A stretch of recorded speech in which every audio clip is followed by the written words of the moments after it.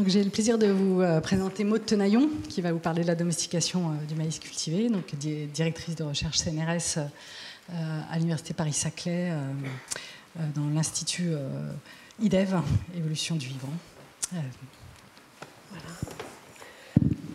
Voilà. Merci beaucoup. Donc, je voulais commencer ce topo par remercier très chaleureusement Tatiana de m'inviter à vous parler d'un sujet qui me tient particulièrement à cœur, qui est celui de la domestication des plantes, de la coévolution entre les plantes et les hommes, qui a donné lieu à l'émergence de l'agrobiodiversité. Et pour vous illustrer ce thème de recherche, j'ai choisi l'exemple du maïs cultivé, qui est une espèce qui a été vraiment pionnière en fait, dans les études de domestication, pour lequel on a donc acquis un grand nombre de connaissances et pour lesquelles de nombreuses conclusions qui ont été acquises sur ce modèle sont en fait valables pour d'autres modèles de plantes cultivées. Donc j'ai choisi ici un tableau d'Archimoldo qui vous montre que, au-delà de la génétique, l'agrobiodiversité peut aussi être une source d'inspiration artistique.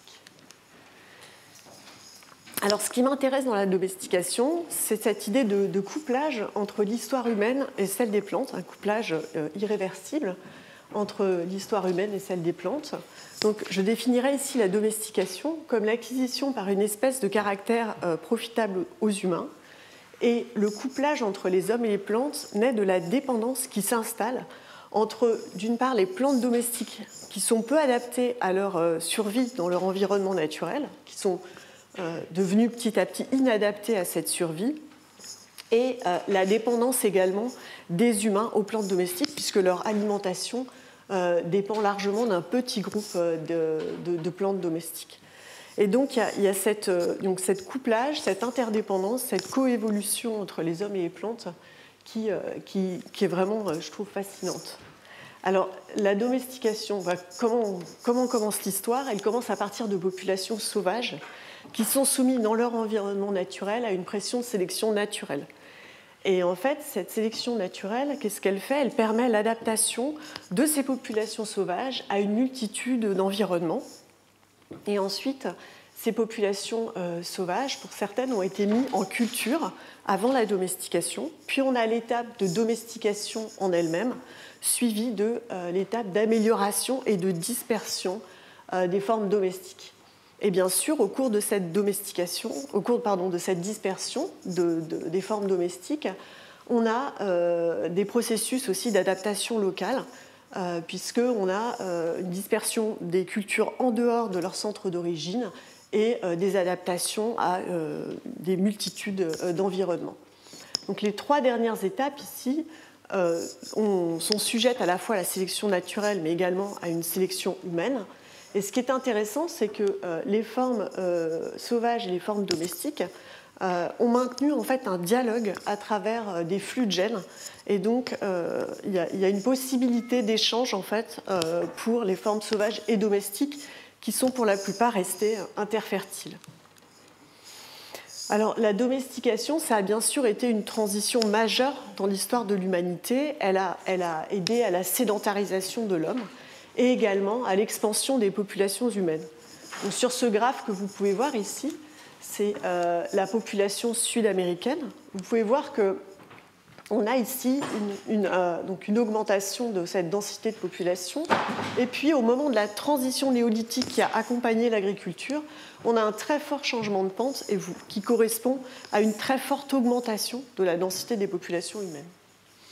Alors, cette expansion des populations a conduit à l'absorption et au remplacement des populations de chasseurs-cueilleurs et au développement de technologies, la construction de villes, la division du travail qui a entraîné une stratification sociale, avec des conséquences très importantes sur les paysages. Donc là, je vous ai illustré ici par deux photos, des conséquences sur notre environnement, sur l'émergence aussi de maladies infectieuses qui sont souvent dues à notre proximité avec les animaux d'élevage et une augmentation globale du fardeau pathogène qui est lié à l'augmentation aussi de la densité humaine.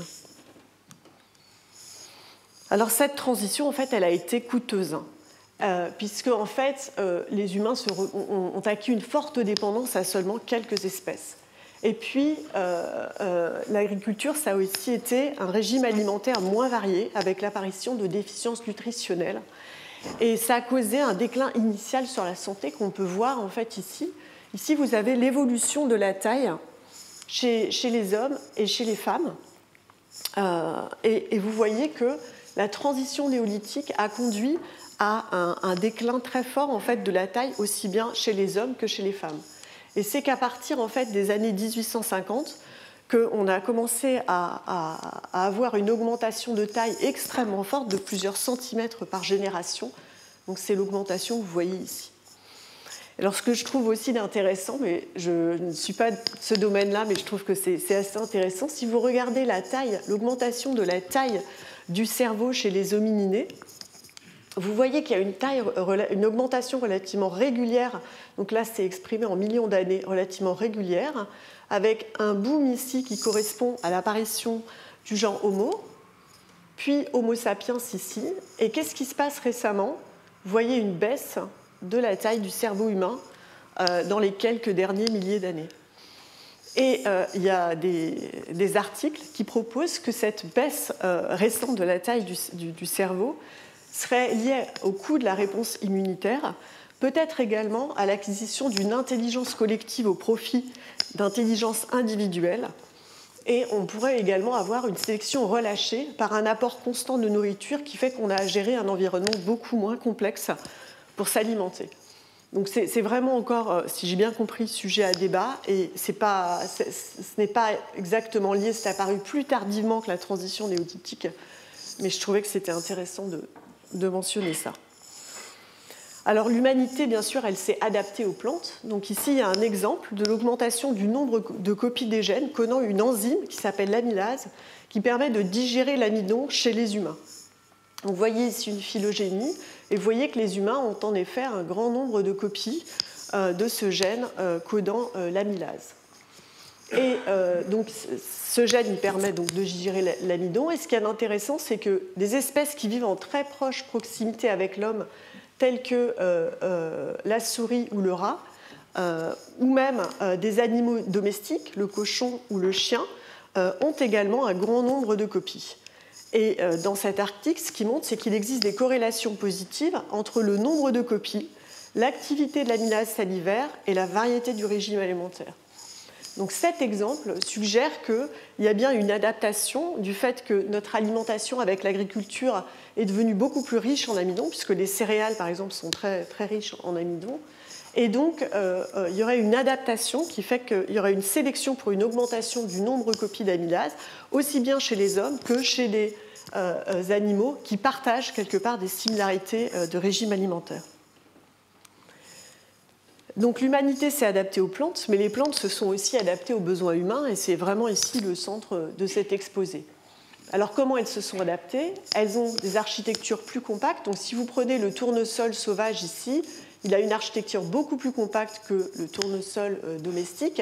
Il en est de même ici chez le millet sauvage et le millet cultivé. Les moyens de dispersion des graines ont été perdus. Donc on a un exemple ici chez le riz sauvage, riz cultivé, où les grains restent attachés. Et puis on a aussi une augmentation de la taille des organes récoltés. Donc c'est illustré ici chez la tomate, chez la pomme, mais également dans la racine de la betterave à sucre. On a également une réduction de dormance et une réduction des toxines. Donc, Tatiana en a beaucoup parlé. Alors, en quoi la domestication est-elle intéressante? Elle est intéressante parce qu'elle permet d'établir un lien entre génétique et archéologie et d'en connaître plus à la fois sur notre histoire et l'histoire des plantes. Elle est aussi, comme nous l'a montré Tatiana, un excellent modèle pour étudier les processus adaptatifs. On peut se poser des questions sur les conséquences génomiques de la domestication, les déterminants génétiques qui sous-tendent les caractères de domestication, et également des questions sur l'évolution de ces caractères. La domestication, c'est évidemment aussi l'émergence de l'agrobiodiversité, et on peut se poser aujourd'hui la question du potentiel adaptatif de ces espèces, notamment face au changement climatique, de l'importance du dialogue entre les formes sauvages et domestiques, et également, est-ce qu'il y a des moyens en fait de renforcer des interactions coopératives entre espèces domestiques.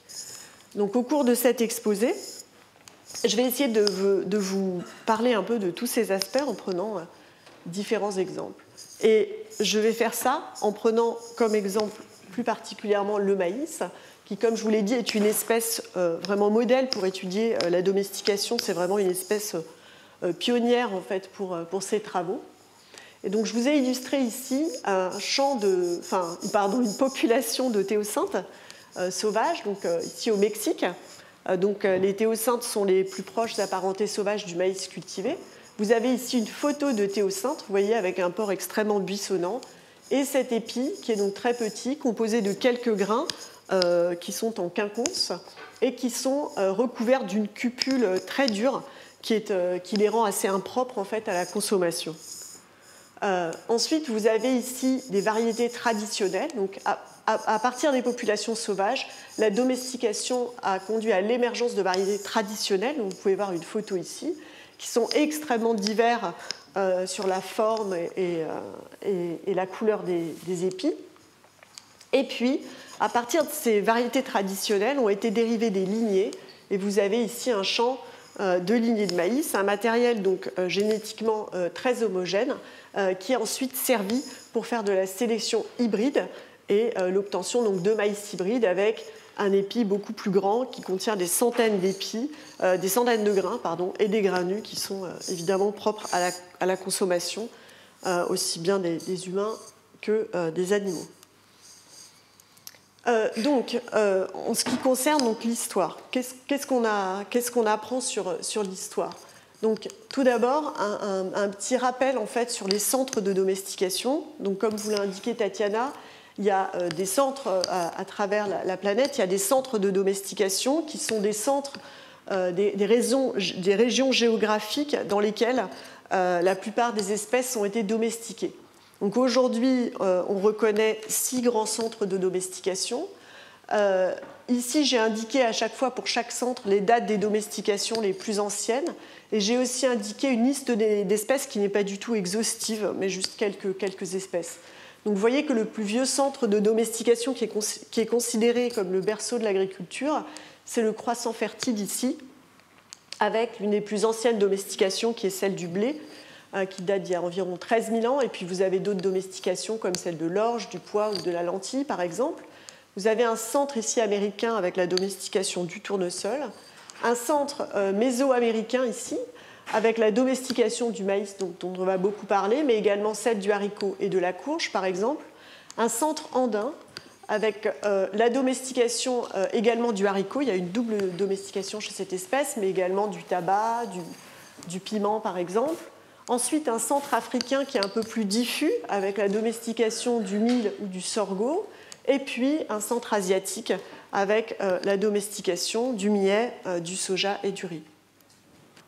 Voilà, donc pour les différents centres, et donc le maïs domestiqué ici dans le centre mésoaméricain.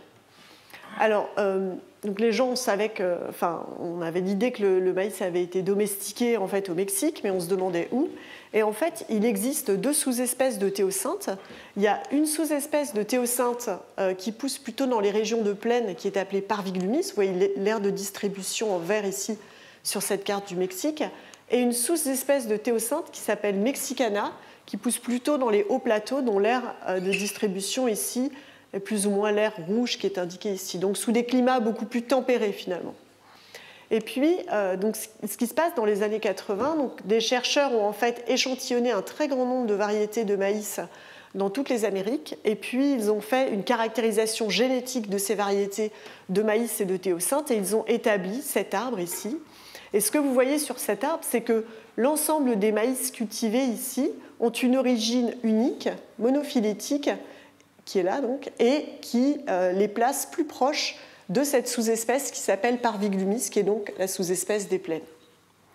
Donc, ils ont établi donc, que le maïs avait été domestiqué dans ces régions ici, dans la région de la rivière Balsas, plutôt dans les régions de plaine. Et en fait, cette étude génétique a motivé les archéologues pour aller chercher dans des fouilles ici archéologiques des restes de maïs, plus particulièrement dans cette région-là. Et grâce à cela, ils ont trouvé en fait les plus vieux restes de maïs connus aujourd'hui, qui datent d'il y a 8700 ans, et dont vous voyez ici des grains d'amidon. Donc ce qu'il y a d'intéressant, c'est que ici, c'est vraiment un dialogue entre génétique et archéologie qui a permis en fait d'affiner l'origine du maïs. Alors après cet événement de domestication initiale, le maïs s'est répandu en fait dans les Amériques. Donc vous voyez ici les différentes couleurs de cette carte représentent différents groupes génétiques. Et ce que vous montre ici cette analyse, c'est que donc les maïs ici en couleur sont plus proches de Parviglumis, la sous-espèce verte ici. Donc ça, je vous l'ai déjà dit dans la diapo précédente.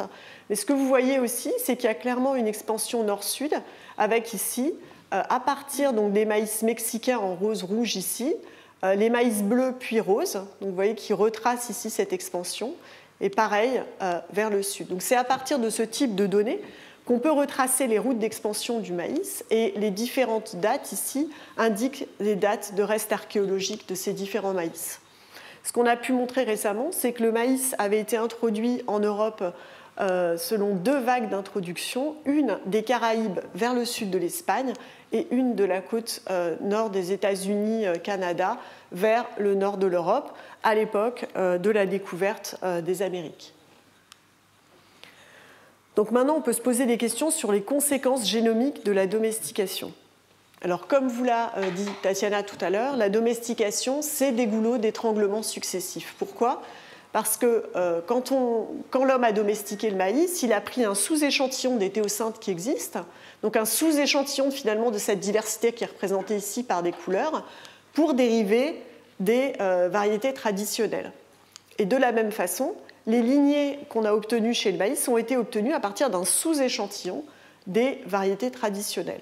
Donc ces goulots d'étranglement successifs ont créé une perte de diversité qu'on observe aujourd'hui. Donc ici, je vous montre ici le pourcentage de diversité sauvage retenu par les formes domestiques.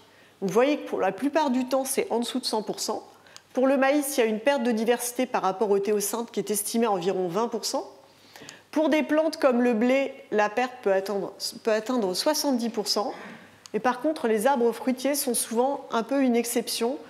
Certains d'entre eux n'ont pas du tout perdu de diversité. Donc là, c'est le cas pour certains arbres fruitiers. Et cette perte de diversité, elle a conduit à une accumulation de mutations délétères. C'est ce qu'on appelle le fardeau de domestication. Et donc, c'est lié au fait que donc on perd de la diversité, la taille de la population, elle devient plus petite, donc on fixe des mutations délétères, donc à la fois par cet effet démographique, mais aussi par des effets sélectifs. Et donc là, si vous regardez le nombre de mutations délétères chez le maïs et chez la théocynthe, vous voyez qu'il y en a beaucoup plus chez le maïs, et c'est un patron qu'on retrouve dans des espèces comme le riz ou la vigne, par exemple. Alors, bien sûr, le maïs a perdu de la diversité, mais tout est relatif. La diversité génétique, elle dépend en fait beaucoup des espèces. Et le maïs, bien qu'il ait perdu 20% de sa diversité par rapport à son ancêtre sauvage, ça reste une espèce très diverse. Le nombre de mutations moyens accumulés entre 2 variétés de maïs est 15 fois supérieur à celui qui existe entre 2 humains. Et en fait, cette diversité est même comparable à la divergence entre le chimpanzé et l'homme. Donc le maïs reste une espèce extrêmement diverse, beaucoup plus diverse d'un point de vue génétique que l'espèce humaine, par exemple. Ensuite, on peut se poser donc des questions. Donc, maintenant, on a vu le pattern global génomique. On peut se poser des questions sur quels sont les déterminants génétiques des caractères de domestication. Alors, chez le maïs, il y a un gène majeur de domestication qui a été trouvé, qui est maintenant retrouvé dans à peu près tous les ouvrages sur la domestication, qui est vraiment l'exemple classique de ce que Tatiana a mentionné tout à l'heure, un balayage sélectif. Donc, ce gène de domestication, il contrôle le caractère du nombre de thalles, en fait, de l'architecture de la plante entre théocynthe et maïs. Donc, la théocynthe est très buissonnante, le maïs en général a une thalle unique. Et en fait, ce qui s'est passé, cette transformation, elle provient du fait que ici, la croissance de ces méristèmes axillaires est arrêtée chez le maïs, elle est empêchée chez le maïs. Et donc, tout ce que vous avez ici sur une branche de théocynthe est en fait réduit à un tout petit segment à la base de l'épi de maïs, épi qui, lui, grâce probablement à des modifications hormonales, donc l'inflorescence femelle a considérablement augmenté. Donc c'est un changement d'architecture et d'inflorescence qui est très important pour la domestication du maïs. Et donc des chercheurs ont réussi en fait à identifier la région du génome qui contrôle cette variation et le gène sous-jacent qu'ils ont appelé le gène TB1. Et si vous voyez ici, si vous cherchez maintenant la diversité en amont de ce gène dans un échantillon de théocynthe et de maïs, vous vous apercevez de quoi? Donc là, on est le long du génome. Le gène TB1, il est quelque part par là. Donc là, on est en amont du gène. Et vous voyez que dans un échantillon de maïs, la diversité ici, elle est nulle en fait. Donc tous les maïs, en fait, ils ont une version du gène, un allèle, qui est la version domestique du gène. Il y a une mutation favorable qui donne cette architecture qui a été sélectionnée chez tous les maïs cultivés. Et donc on a une perte de diversité complète au niveau du génome, donc zéro diversité, alors que chez les théocynthes, on a encore plein de diversité. Et le gène TB1, ils ont montré par la suite qu'il réprime justement la croissance des bourgeons axillaires. Donc c'est bien lui qui était à l'origine de cette modification. Quelle est la mutation sous-jacente favorable qui a été sélectionnée dans tous les maïs cultivés? Il s'agit d'un élément transposable. Donc là, je vais faire une petite parenthèse sur les éléments transposables. Ils ont été découverts par Barbara McClintock à partir de l'observation des patrons de mosaïque sur les grains de maïs, découverte pour laquelle Barbara McClintock a obtenu donc le prix Nobel en 1983. Alors, les éléments transposables, c'est des séquences d'ADN qui sont capables de se multiplier et ou de se déplacer dans les génomes. Et vous voyez qu'un grain jaune de maïs, qu'est-ce qu'il a, lui, en fait? Il a un gène de pigmentation qui a été interrompu par un élément transposable. Donc, en fait, ce gène de pigmentation, il n'est plus fonctionnel dans les grains jaunes, et donc le grain est jaune. Mais quand cet élément transposable s'excise, donc il s'en va, à ce moment-là, la fonctionnalité du gène de pigmentation est restaurée, et on obtient ici un grain noir ou violet foncé. Si cette excision a lieu plus tard dans le développement, on obtient, et même très tard dans le développement, on obtient des petits grains noirs à la surface, des toutes petites surfaces noires à la surface ici du grain. Et un peu plus tôt dans le développement, on obtient ces espèces de surfaces un peu plus grandes ici, noires. Alors, c'est intéressant. Enfin, je trouve ça intéressant de penser effectivement que les éléments transposables ont été découverts chez le maïs et quelque part, ces éléments ont fait que le maïs était possible. Alors, depuis qu'on peut maintenant séquencer des génomes entiers, on s'est aperçu que ces éléments transposables, ils occupent une énorme fraction du génome des plantes. Vous avez ici différentes plantes cultivées avec leur phylogénie, différents cercles de couleurs que je ne vous demande pas de regarder, mais ce qu'il y a d'intéressant ici, c'est de regarder le contenu en éléments transposables de ces génomes. Vous voyez que parfois, ça va jusqu'à bien plus de 50% des génomes. Et donc, dans le cas du maïs, le contenu en éléments transposables, en tout cas à ce moment-là, était estimé à 84,2%. Aujourd'hui, on sait que plus de 86% du génome du maïs est occupé par des éléments transposables. Ces éléments transposables, ils corrèlent bien sûr avec la taille des génomes. Donc, si vous estimez la taille du génome de différentes plantes et vous estimez leur contenu en éléments transposables, donc ici, les camemberts représentent, la partie rouge des camemberts représente la fraction du génome occupée par les éléments transposables. Et vous voyez que plus cette fraction augmente, plus la taille du génome augmente.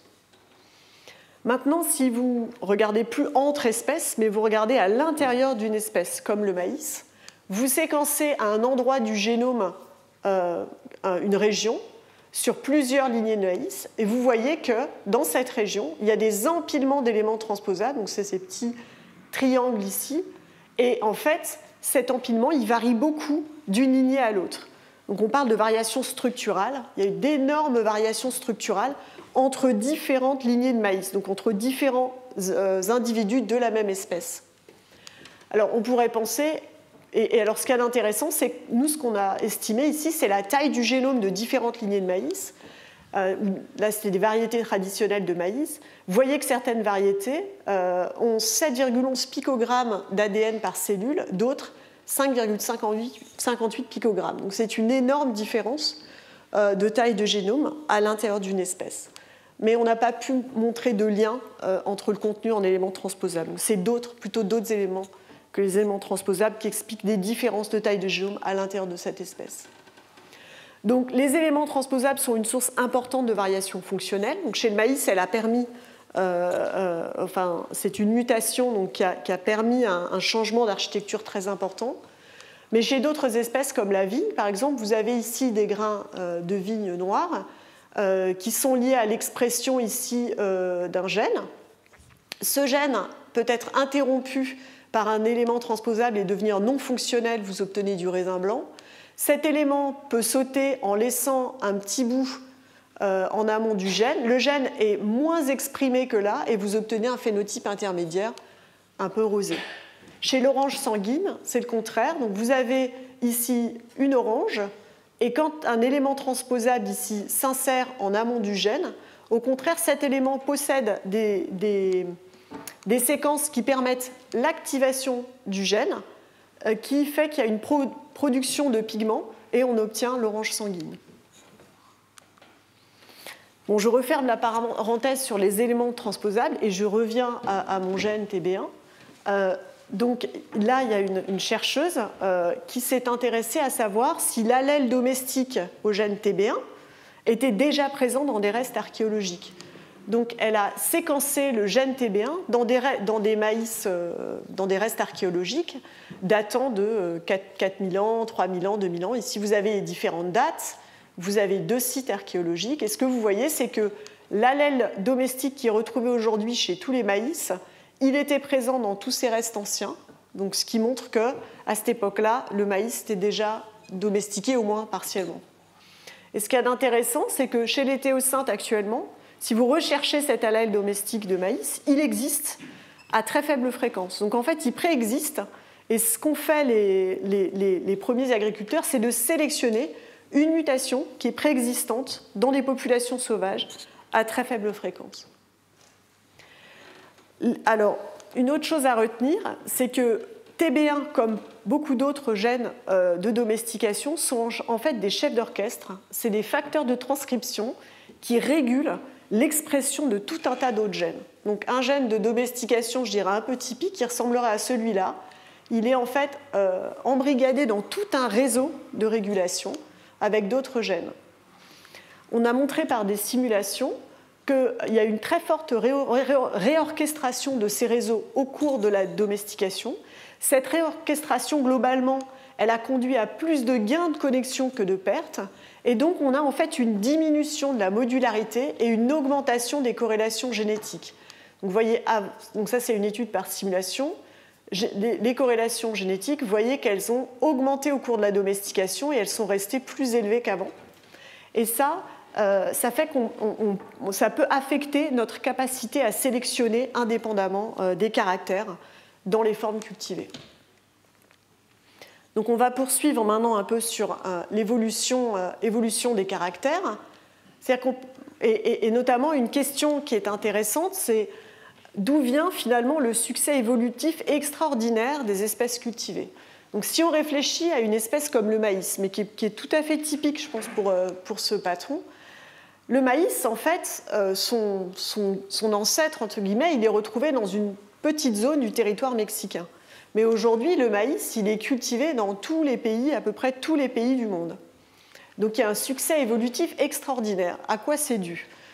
Alors, les formes domestiques sont bien sûr dans une niche confortable qui est entretenue par les humains. On leur apporte des intrants, etc.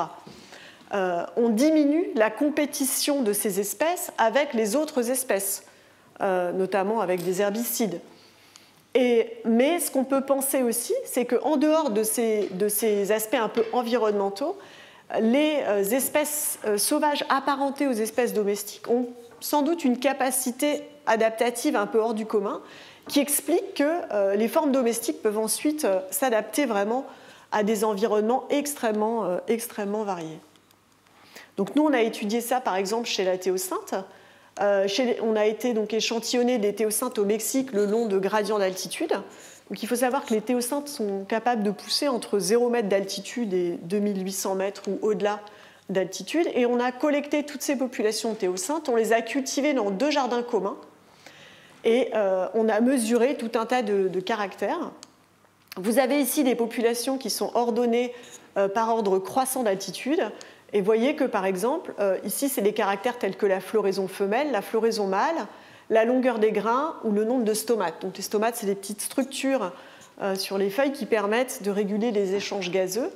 Et vous voyez que les théocyntes qui sont dans les plus fortes altitudes, donc ici, elles fleurissent plus tôt, elles ont des grains plus gros, elles ont une densité en stomates qui est moindre et également elles sont beaucoup moins buissonnantes.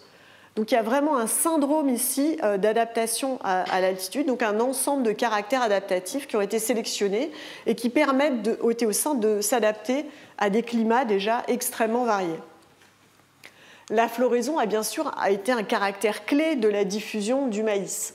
Le maïs c'est à l'origine une plante tropicale et quand elle a été apportée vers les latitudes nord, le maïs a été sélectionné pour fleurir tôt en jour long, puisque le cycle favorable de croissance est beaucoup raccourci dans les régions du nord et les jours sont également plus longs en été quand le maïs fleurit. Donc typiquement, quand vous prenez un maïs qui pousse au nord des États-Unis et un qui pousse au sud des États-Unis, vous voyez que le maïs au nord des États-Unis a une floraison beaucoup plus précoce que le maïs du sud, et le maïs qui pousse dans le Midwest, il a une floraison à peu près intermédiaire. Donc, si on prend par exemple des gènes de floraison, donc vous avez ici 4 gènes de floraison importants donc, pour le maïs. Et ce que vous voyez, c'est qu'on a, pour l'allèle de précocité de floraison, on a une augmentation quand on va ici du turquoise vers le violet. Donc pour ces différents gènes, là on a une augmentation, une augmentation, une augmentation.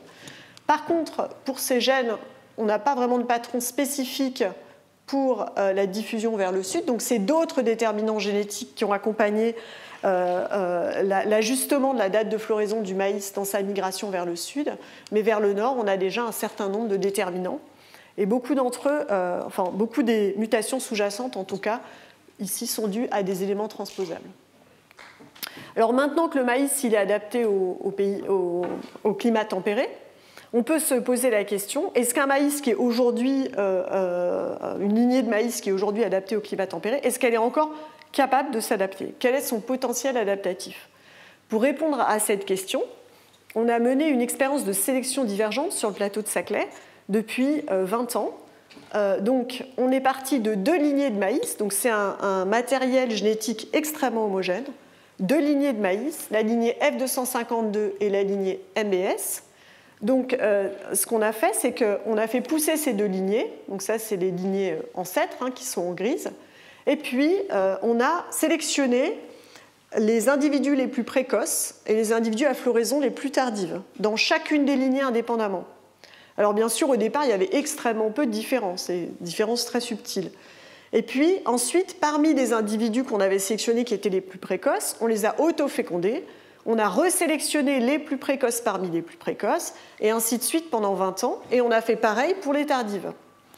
Et ce qu'on observe, donc ça c'est la date de floraison après le 1er juillet, dans les populations précoces et tardives en comparaison de l'ancêtre pour la lignée F252, et dans les populations précoces et tardives de la lignée MBS ancêtre, sélectionnée à partir de la lignée MBS ancêtre ici.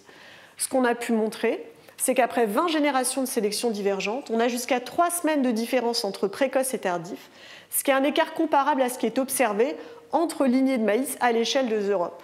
Ce qui montre donc que le maïs a gardé un fort potentiel adaptatif pour décalage de cycle de vie, et c'est une tendance qui est observée pour d'autres caractères. Donc il y a d'autres expériences de sélection artificielle comme ça qui ont été menées, pour des caractères comme le nombre d'épis, la taille des grains, le contenu en huile ou en protéines, et à chaque fois on a un fort potentiel adaptatif. Alors l'adaptation, elle peut venir, donc là elle vient de la sélection, mais elle peut aussi venir de croisements entre variétés adaptées à des environnements distincts. Donc je vous ai montré des maïs du nord, ici, des États-Unis à floraison précoce, des maïs du sud à floraison tardive, et on sait que les maïs du Corn Belt en fait, proviennent de croisements entre des maïs du nord et des maïs du sud. Et les maïs du Corn Belt sont maintenant adaptés à des latitudes moyennes. Donc finalement, là, c'est comme si il y avait une innovation, cette adaptation moyenne latitude avait été favorisée par des croisements récurrents entre des sources du nord et du sud. Et c'est ce qu'on observe également en Europe. Je vous ai dit qu'il y avait eu 2 vagues d'introduction du maïs en Europe, par le nord et par le sud, et les maïs des Pyrénées ici proviennent également de croisements entre ces 2 sources. Alors, donc ça, c'est un exemple, par exemple, d'hybridation pour un gène de floraison. Vous avez ici, le long d'un gène de floraison, à proximité d'un gène de floraison, vous avez l'enchaînement des nucléotides avec des 2 états, blanc ou noir, qui sont représentés ici. Donc, vous avez ici un haplotype d'un individu, c'est la première ligne. Vous avez plusieurs individus. Vous voyez que tous les individus sont à peu près similaires dans cette région ici. Et si vous prenez maintenant des maïs tropicaux dans la même région, vous voyez que les haplotypes sont très différents de ceux retrouvés dans le nord. Et si vous prenez maintenant des maïs du Corn Belt, qui sont issus du coup de croisements entre ces deux types de maïs, certains dans cette région du génome ressemblent exactement au maïs du nord, d'autres ressemblent exactement aux maïs tropicaux, comme c'est le cas ici, et d'autres sont des hybrides. Donc ils ont un bout ici, un bout de cette région qui ressemble au nord et un bout qui ressemble aux maïs tropicaux. Cette hybridation, au départ, donc à partir de l'obtention d'hybrides, on peut avoir des rétrocroisements successifs avec l'un des 2 parents qui produit des individus très similaires génétiquement à la population ou l'espèce, parce que ça marche aussi entre espèces proches qui peuvent encore faire des croisements. Et donc, on peut avoir des individus très similaires génétiquement à l'une des 2 espèces ou populations, mais ayant comme ça hérité certains fragments génomiques. C'est ce qu'on appelle l'introgression adaptative. Donc là, par exemple, c'est un cas chez la tomate, où on a une espèce endémique de tomate qui est trouvée dans les Galapagos. Et récemment, il y a une espèce invasive qui est arrivée du continent. Et si on regarde ici, dans un gène qui code pour la couleur de la tomate, donc l'espèce endémique est orange, l'espèce invasive est rouge. Et là, ce que vous voyez, c'est l'espèce invasive. Donc, c'est l'espèce invasive, elle a un génome marron, qui a été colorié en marron ici. Et vous voyez que certains des individus de cette espèce invasive, pour cette région du génome, ont hérité d'un fragment bleu qui provient de l'espèce endémique. Et les individus qui ont un fragment bleu pour ce gène-là, ils ont maintenant un fruit orange. Donc il doit y avoir en fait ici une adaptation, ça doit être une adaptation d'avoir un fruit orange dans les Galapagos. Donc je vais vous parler donc un peu plus de ces introgressions et du dialogue entre sauvage et cultivé. Alors ce qui a été montré chez le maïs, c'est que les introgressions la théocynthe mexicana a joué un rôle crucial parce qu'elle a permis des introgressions adaptatives qui a contribué à l'adaptation du maïs aux hautes altitudes. Donc vous avez ici, comme Tatiana vous a montré tout à l'heure, le maïs, donc différentes populations de maïs. Dans ces populations, vous avez différents individus qui sont représentés par des barres verticales. Vous voyez que pour les maïs, tout est jaune. Enfin, disons que la majorité de leur génome est jaune. Pour les Mexicana, donc pareil, différentes populations, différents individus par population, chaque barre verticale est un individu. Vous voyez que la plupart est rouge, mais dans les maïs, on a, pour tous les maïs, en fait, une partie de leur génome qui est rouge, donc qui est héritée en fait, de Mexicana. Et c'est de même, les Mexicana ont également hérité certaines régions du maïs qui sont ici peintes en jaune. Et en fait, si vous regardez en fonction de l'altitude, dans la proportion de génome du maïs qui est hérité de Mexicana, vous voyez que plus on augmente en altitude, plus la proportion de génome hérité de Mexicana chez les maïs est importante. Donc ça suggère que cette théocynthe mexicana, qui est donc une théocynthe qui pousse le long des hauts plateaux et qui est adaptée à des climats d'altitude, a contribué à l'adaptation du maïs aux hautes altitudes. Alors, ce qu'on a montré récemment, nous, dans une étude, c'est que les théocynthes européennes, elles ont également reçu des introgressions du maïs. Donc, les théocynthes existent en Europe depuis très peu de temps. Et on s'est posé, elles existent en France et en Espagne. Et on s'est posé la question d'où elles viennent. Est-ce qu'elles viennent de la théocinthe mexicana, Parviglumis? Quelle est son origine? Vous voyez que les théocinthes à la fois françaises et espagnoles, elles sont jaunes, tout comme la sous-espèce mexicana. Donc on a pu établir que les théocinthes européennes proviennent de la sous-espèce mexicana. Et ces théocinthes européennes, elles ont été introgressées par des maïs, ici, vous voyez en bleu, donc ça c'est des maïs, et elles ont en particulier introgressé un allèle de précocité de floraison qui leur a permis de s'adapter à nos climats tempérés. Elles ont aussi introgressé un allèle de résistance à un herbicide qui était utilisé chez les maïs et qui est maintenant été transféré chez les théocinthes européennes qui sont devenues elles-mêmes résistantes à cet herbicide. Alors, pour la petite histoire, cette théocinthe mexicana, elle est déjà connue pour infester les champs de maïs au Mexique. Donc c'est déjà connu comme pour être une adventice des cultures au Mexique. Alors, là, c'est un graphe pour vous illustrer l'adaptation des théocinthes aux conditions européennes. Donc, cette étude, elle a été initiée par l'UMR d'agroécologie, le groupe de Valérie Lecor à Dijon. Et donc là, ce qu'ils ont fait, c'est qu'ils ont semé dans des jardins communs des théocinthes mexicaines, à la fois Mexicana et Parviglumis, mais aussi des théocinthes françaises. Ce que vous voyez, c'est que si on sème des théocinthes mexicaines à Dijon, elles commencent à fleurir. La plupart ne fleuriront jamais, mais celles qui fleurissent, en gros, elles commencent à fleurir au moment où on récolte le maïs. Donc en fait, elles ne sont pas capables de produire de grains, puisqu'elles n'iront pas jusqu'au bout de leur cycle. Par contre, si vous prenez les théocinthes françaises, elles fleurissent exactement maintenant, en même temps que le maïs. Donc en France, ces théocinthes sont principalement retrouvés en Nouvelle-Aquitaine. Elles auraient été observées pour la première fois dans les années 90. Donc c'est vraiment très récent. C'est pour vous montrer aussi que l'échelle de l'adaptation, ça peut être quelque chose d'extrêmement récent. Alors, je vous ai parlé d'introgression adaptative, mais l'introgression, elle peut aussi être maladaptative, et en particulier, on peut penser qu'un des caractères de domestication, ça a été justement la mise en place de barrières entre les formes sauvages et les formes domestiques, puisque quelque part, quand on a une forme domestique, son intégrité est menacée par des flux de gènes de la forme sauvage vers la forme domestique. Et de même, les hybrides sauvages cultivés peuvent être très contre-sélectionnés dans un environnement naturel. Donc chez le maïs, on a effectivement l'existence de barrières, par exemple, entre maïs et mexicana, comme ça, et on commence à connaître maintenant les déterminismes génétiques de ces barrières. Ces barrières à la reproduction, elles sont vraiment importantes à étudier parce qu'on souhaite, comme l'a dit Tatiana, utiliser les ressources génétiques disponibles, et donc c'est important d'étudier l'origine de ces barrières à la reproduction, ensuite éventuellement d'essayer de les contourner pour utiliser les ressources génétiques.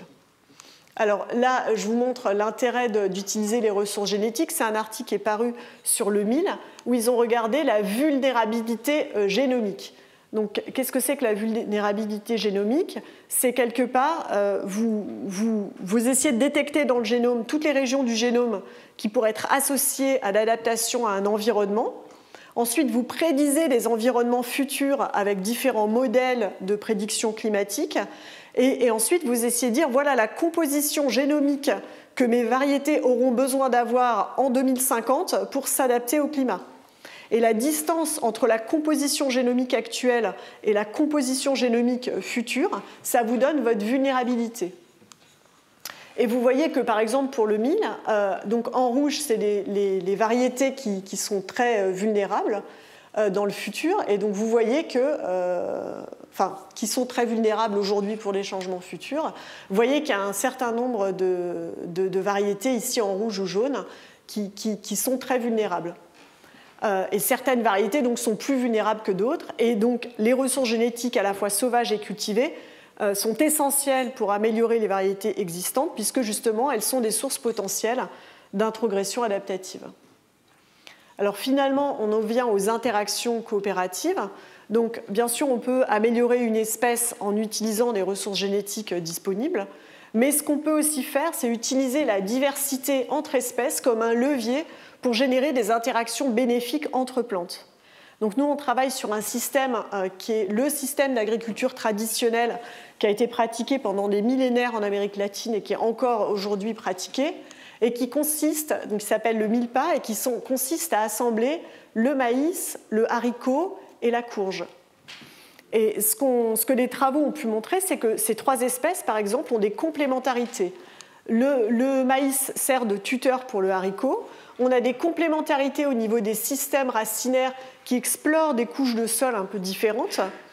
On a aussi une complémentarité d'architecture foliaire, puisqu'on a la courge qui recouvre le sol avec les feuilles, et ce qui permet de limiter la croissance des adventices. On a aussi des complémentarités au niveau des maladies, avec des effets à la fois de barrière et de dilution.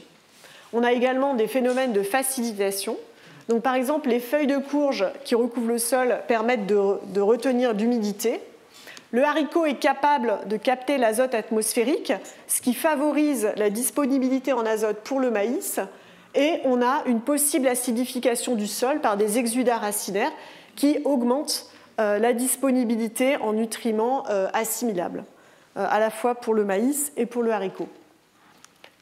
Donc, une synthèse un peu récente suggère que ces interactions bénéfiques en fait, entre plantes, elles ont été impactées négativement par la domestication et par l'amélioration des plantes. Donc, si on prend par exemple ici des sauvages et des domestiques, ce qu'un ensemble d'études a pu montrer, c'est que la domestication, elle impacte les exudats racinaires, donc potentiellement tous les processus de facilitation d'absorption des nutriments. Elle impacte les réseaux de champignons mycorhiziens dans le sol qui permettent aussi des interactions bénéfiques entre plantes. Et en général, et ensuite elle impacte également la capacité du haricot à capter de l'azote atmosphérique. Tout ça résulte à la fois d'une perte de diversité parce qu'on a aussi une réduction des potentielles complémentarités puisqu'on a moins de diversité morphologique, donc moins de potentialité pour des complémentarités. Les plantes aussi répondent moins à la lumière, donc on a moins de plasticité qui peuvent parfois aussi être bénéfiques dans des interactions complémentaires. Et en fait, tout ça est dû donc à la fois à la perte de diversité, mais aussi au fait qu'on ajoute des intrants. Donc, en ajoutant par exemple de l'azote, eh ben, on se rend compte qu'on relâche la capacité du haricot à sélectionner pour des souches de bactéries particulièrement efficaces qui lui permettent de faire de la symbiose. Donc, la domestication et l'amélioration ont vraiment impacté toutes ces interactions bénéfiques. Et donc, ça peut être aussi intéressant d'utiliser un mélange d'espèces et puis de sélectionner pour des critères un peu différents pour essayer de remobiliser ces capacités d'interaction. Donc, s'il n'y avait qu'une idée à retenir dans l'ensemble des choses que je vous ai présentées ici, pour l'histoire, je pense que c'est vraiment cet aller-retour entre génétique et archéologie qui est intéressant. Les conséquences génomiques de la domestication, c'est globalement une perte de diversité. Les déterminants génétiques, les gènes de domestication sont des chefs d'orchestre. L'évolution des caractères, elle peut être très rapide. Le potentiel adaptatif, pour certains caractères, il reste fort. Le dialogue sauvage-cultivé, c'est un peu comme les deux faces d'une pièce, il peut être à la fois adaptatif et maladaptatif. Quant aux interactions coopératives, il est essentiel de les remobiliser dans un contexte d'agroécologie. Donc, je vais terminer en faisant un petit peu de pub. Donc, décrire, préserver, utiliser l'agrobiodiversité. Les citoyens ont vraiment envie d'être acteurs en fait, de ça. Et donc, nous, dans le cadre d'un projet européen sur le haricot, un projet qui s'appelle INCREASE, on est en train d'essayer de tester une approche décentralisée de la conservation et de la multiplication des ressources génétiques. Et pour ça, on évalue en fait plus de 1000 lignées de haricots à travers toute l'Europe pour prédire leur capacité d'adaptation à une variété de climats. Et donc, on a fait un appel aux citoyens de toute l'Europe pour nous aider à évaluer ces variétés. Et donc, ça, c'est en 2021, l'ensemble des citoyens européens qui ont répondu à l'appel et qui ont cultivé ces variétés. Ça, c'est la carte en 2022 de tous les citoyens qui ont participé. L'appel 2022 est clos aujourd'hui, mais en 2023, il y aura un nouvel appel. Donc, si ça vous intéresse, je vous invite à aller voir ce site web dans lequel il y a des vidéos où tout est expliqué, comment participer à l'expérience, etc. Et peut-être ça peut vous intéresser. Et donc, pour finir, je voudrais remercier une partie des travaux que j'ai présentés aujourd'hui ont été réalisés dans mon laboratoire de recherche, génétique quantitative et évolution au Moulon. Et donc je voudrais remercier en particulier mon équipe de recherche qui a contribué à ces travaux, ainsi que de nombreux collègues de l'UMR, des étudiants, doctorants et postdoctorants aussi qui ont été directement impliqués dans les travaux que j'ai présentés aujourd'hui, ainsi que des collaborateurs extérieurs, aussi bien en France qu'à l'étranger. Et puis je voudrais remercier aussi les financeurs de ces travaux et vous pour votre attention.